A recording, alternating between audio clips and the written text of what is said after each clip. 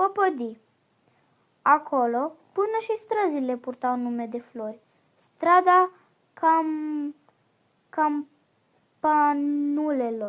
campanulelor, alea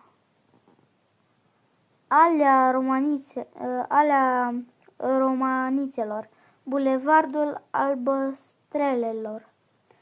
Iar orașul acesta se numea chiar și orașul florilor și se întindea pe malul unui pârâu.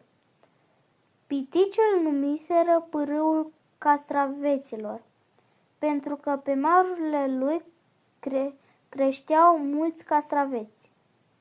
Peste pârâu, pe celălalt mal, creștea o pădure. Piticii își înghebau bărcuțe din scoarță de mesteacă când treceau apa și se afundau printre copaci ca să culeagă fructe de pădure, ciuperci și alune. Tare greu le venea să culeagă, pentru că piticii erau micuți. Unde mai pui că după alune erau nevoiți să se cațăre în tufele înalte, ba încă trăgând după ei un fierăstrău. Nici un pitic n-ar fi putut rupe o alună cu mâinile goale. Aveau nevoie de un fierăstrău cu care să o taie.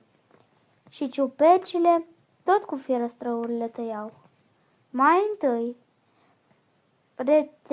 retezau ciuperca de jos de tot, apoi o tăiau în bucăți și pe urmă o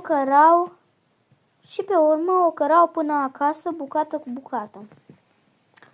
Erau două feluri de pitici, prichindei și prichinduțe. De obicei, prichindeii purtau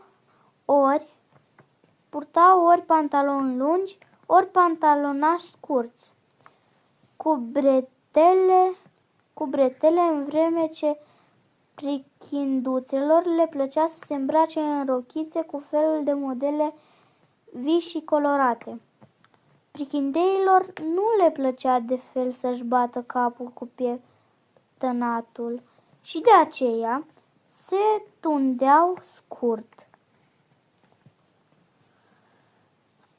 În schimb, prichinduțele aveau părul lung, aproape până la